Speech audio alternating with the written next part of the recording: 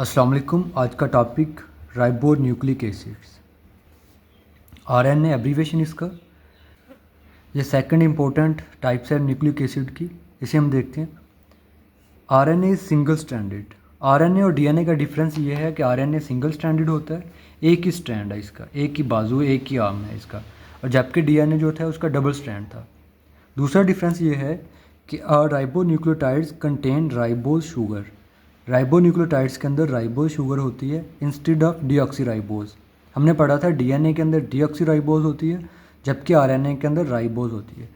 Deoxy और ribose का difference हमने लास्ट के टॉपिक में भी पढ़ा था। क्या होता है कि यहाँ पर OH होता है राइबोज के अंदर, और डीऑक्सीराइबोज के अंदर यहाँ पर ऑक्सीजन नहीं होती।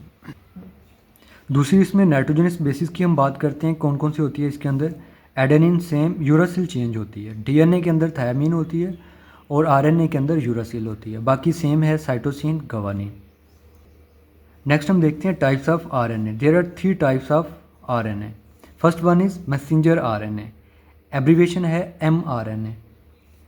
क्या फंक्शन है इसका? Carries the genetic information from DNA to the ribosomes during protein synthesis. Messenger RNA क्या होता है कि डीएनए से जेनेटिक इन्फॉर्मेशन लेता है, और डीएनए जो होते हैं न्यूक्लियस के अंदर होते हैं, वहाँ से ये इन्फॉर्मेशन लेकर न्यूक्लियस से बाहर साइटोप्लाज्म के अंदर राइबोसोम्स के पास आता है, और राइबोसोम्स के साथ ये मिलके फिर प्रोटीन सिंथेसिस करते हैं। ऐसा क्यों है, प्रोटीन सिंथेसिस क्यों करते हैं, न्यूक्लियस से बाहर क्यों आता है, ये हम नेक्स्ट डायग्राम में देखते हैं। Second type transfer RNA, abbreviation है tRNA। Transfer RNA transfers the specific amino acid to the ribosome. Transfer RNA क्या करता है, ख़ास अमीनो एसिड को लेकर जाता है राइबोसोम्स के पास, ensuring the correct sequence during protein synthesis. Transfer RNA ये इंश्योर यकीनी बनाता है कि प्रोटीन सिंथेसिस के दौरान अमीनो एसिड की जो सीक्वेंस है वो बिल्कुल सही होनी चाहिए। थर्ड टाइप है राइबोसोमल आरएनए, एब्रीवेशन है rRNA। constitutes the structural and functional component of the ribosome। Ribosomes का जो स्ट्रक्चर बनता है वो राइबोसोमल आरएनए और प्रोटीन के मिलने से बनता है। Next is the cellular machinery for protein synthesis. Ribosome जो है वो सेल के अंदर प्रोटीन सिंथेसिस की मशीन है, एक फैक्ट्री है।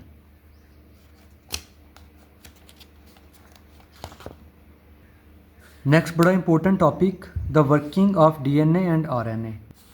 डीएनए और आरएनए सेल के लिए इतने इंपॉर्टेंट क्यों है, और इसमें हम ये पढ़ेंगे कि ये काम कैसे करते हैं। DNA molecules in a chromosomes consist of thousands of nucleotides. DNA का मॉलिक्यूल क्रोमोसोम्स के अंदर होता है, मीन्स के डीएनए के मिलने से ही क्रोमोसोम बनते हैं, और इसके अंदर थाउजेंड्स की तादाद में, लाखों की तादाद में न्यूक्लियोटाइड्स होते हैं। Along the length of DNA molecule there are specific segments called gene। DNA के ऊपर खास तरह के सेगमेंट्स होते हैं न्यूक्लियोटाइड्स के, जिसे कहते हैं gene. Each genes consist of specific sequence of nucleotides that carries the information for the synthesis of specific protein. और जीन के अंदर न्यूक्लियोटाइड की एक ख़ास तरतीब होती है, और उन्हीं तरतीब के अंदर इंफॉर्मेशन होती है सारी की सारी प्रोटीन की तैयारी के लिए।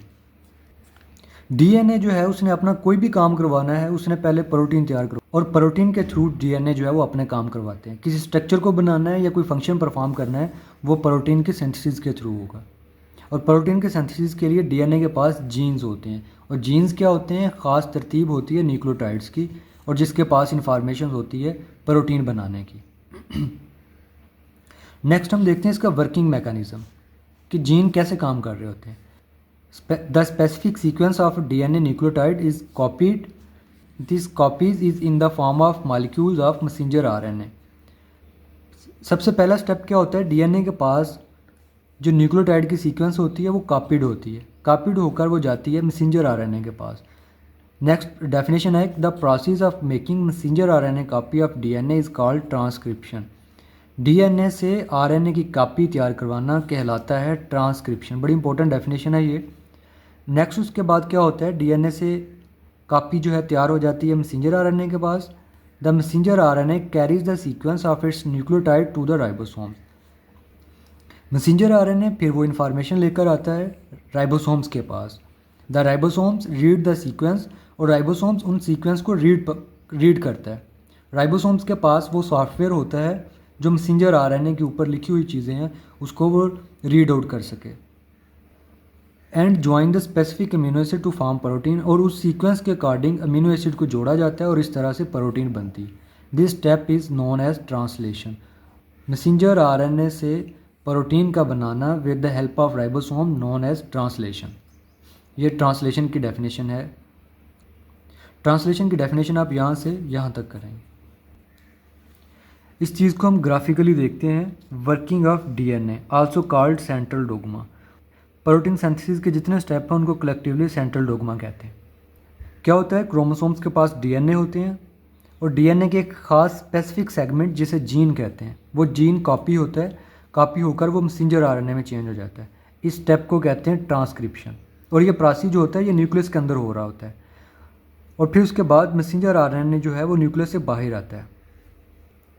एक तो ये कि डीएनए जो है वो डायरेक्टली बाहर नहीं आ सकता न्यूक्लियोपोर से, इस वजह से वो अपनी कॉपी तैयार करवाता है मैसेंजर आरएनए की फॉर्म में। और मैसेंजर आरएनए जो है डीएनए की इन्फॉर्मेशन को लेकर साइटोप्लाज्म के अंदर आते हैं। साइटोप्लाज्म के अंदर वो एंजाइम्स, वो सारी चीज़ें होती हैं जिनसे प्रोटीन ने बनना होता है। मैसेंजर आरएनए वो इन्फॉर्मेशन लेकर आता है साइटोप्लाज्म के अंदर राइबोसोम्स के पास।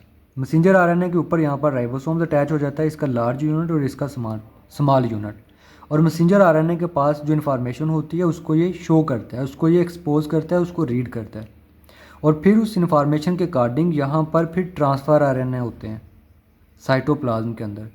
ट्रांसफ़र आरएनए क्या करता है कि ये अमीनो एसिड को लेकर आता है। इस इन्फॉर्मेशन के अकॉर्डिंग ये अमीनो एसिड को लेकर आता है और आकर राइबोसोम के साथ अटैच हो जाता है और यहाँ पर अमीनो एसिड को अटैच कर देता है। फिर इस तरह दूसरा ट्रांसफ़र आरएनए आता है, वो एक और अमीनो एसिड को लेकर आता है, वो इसके साथ अटैच कर देता है। फिर एक और ट्रांसफ़र आरएनए आता है, वो अमीनो एसिड को लेकर आता है और इसके साथ अटैच कर देता है।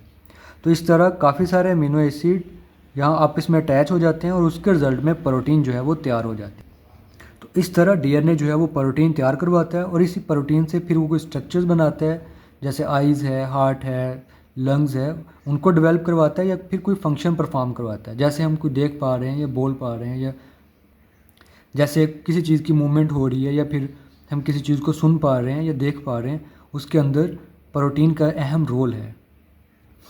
तो ये था वर्किंग ऑफ डीएनए। ट्रांसक्रिप्शन और ट्रांसलेशन को कलेक्टिवली सेंट्रल डोग्मा बोलते हैं। इसमें ये topic the working of DNA and RNA ये लॉन्ग क्वेश्चन आ सकता है, और आरएनए और उसकी टाइप्स वो लॉन्ग क्वेश्चन है। फिर उसके बाद आरएनए की डेफिनेशन, जीन की डेफिनेशन, फिर इस तरह आरएनए की टाइप्स जो हैं किसी एक के बारे में पूछा जा सकता है। What do you know about messenger RNA या ट्रांसफ़र आरएनए, ये शॉर्ट क्वेश्चन हो सकते हैं। बाकी जो है ये 2 लॉन्ग क्वेश्चन है। ओके, अल्लाह हाफिज़।